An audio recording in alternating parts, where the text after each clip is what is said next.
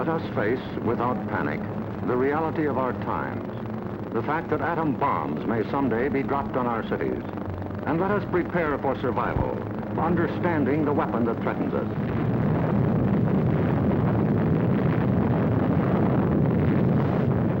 An atom bomb destroys or injures in three ways: by blast, heat, and radioactivity.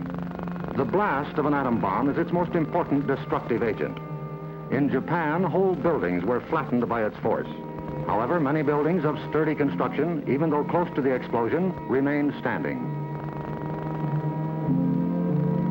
The principal dangers of blast are flying glass and debris, the fires it may start, and the danger of being crushed in collapsing buildings. The atom bomb destroys by heat. People caught in the open as far as 2 miles away suffered flash burns. Yet, protection could have been easily achieved.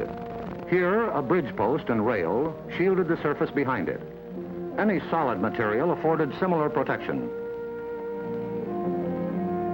The third weapon of the bomb is radioactivity, thrown off at the instant of explosion.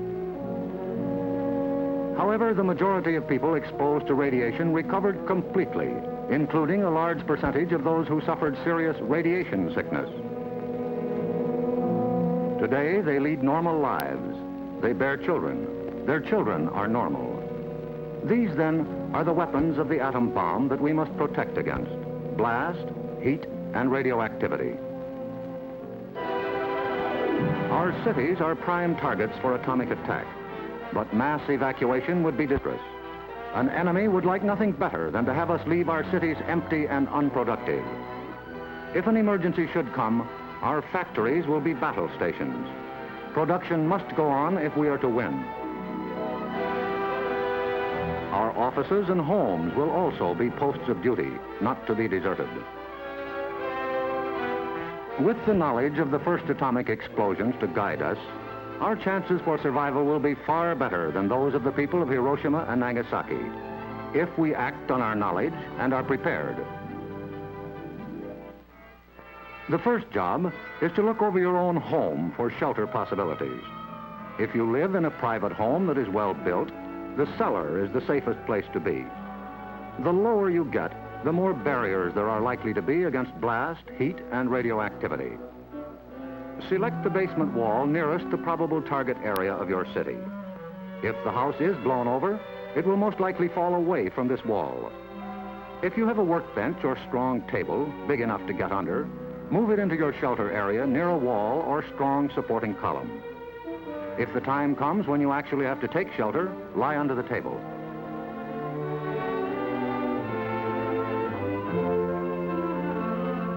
If you live in a home that has no basement, choose a shelter area without windows on the ground floor.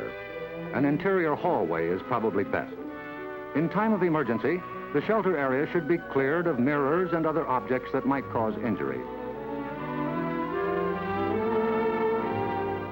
If you live in an apartment house, rules for taking shelter will be posted in your building. Learn them. Also, learn the location of public shelters in areas where you work or frequently visit. There are many things you can begin doing right now. Fireproof housekeeping is one, so clean up that attic. Keep waste in covered containers. Don't let trash pile up in the yard. Set aside a small supply of canned goods. They're safe from radioactivity. Have a good flashlight on hand. Electric lights may go out. Keep a first aid kit and learn how to stop bleeding. Make a habit of keeping a bottle of fresh water handy. A radio will be important for receiving vital instructions. Finally, prepare the shelter area and collect all necessary shelter equipment.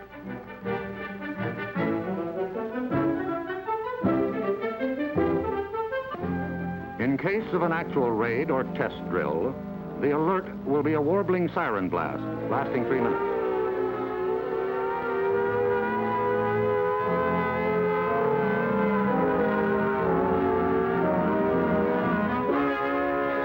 Once you hear this, act fast.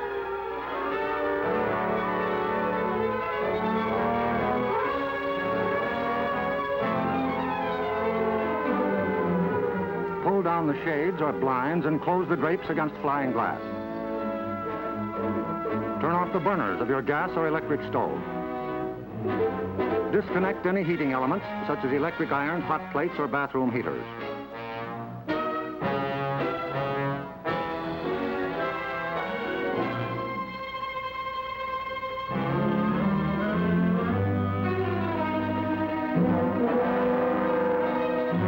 Close all outside doors, but leave them unlocked.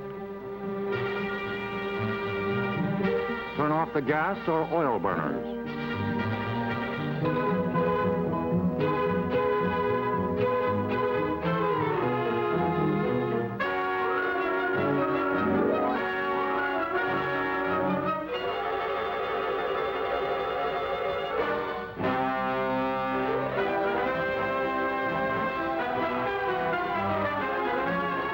Taking shelter may be a race against time, even when you have some advance warning. But possibly, there may be no time. An attack could come without warning. The sky would suddenly light up. If a doorway is right at hand, use it. If the nearest shelter is more than a couple of steps away, fall to the ground immediately. Flying glass and debris are immediate dangers, so stay where you are until you're sure it's safe to move.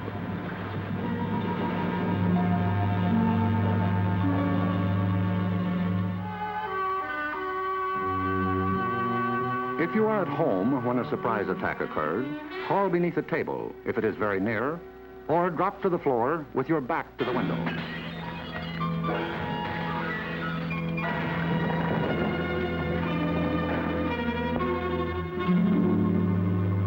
The immediate danger is over in about a minute, unless the explosion occurred near the ground or water.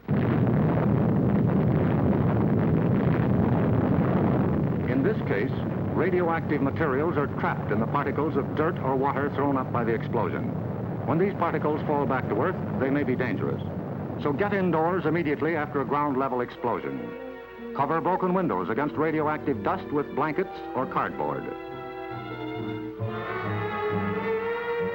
Civil defense radiological teams, equipped with radiation survey meters, will check on contamination in any bombed area.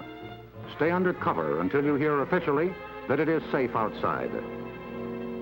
If you have been exposed to radioactive dust, wash the exposed areas. Pay particular attention to your hair. Get all the dirt from under your fingernails. If the people of Hiroshima and Nagasaki had known what we know about civil defense, thousands of lives would have been saved. Yes, the knowledge is ours, and preparation can mean survival for you. So act now. Someday your life may depend on it.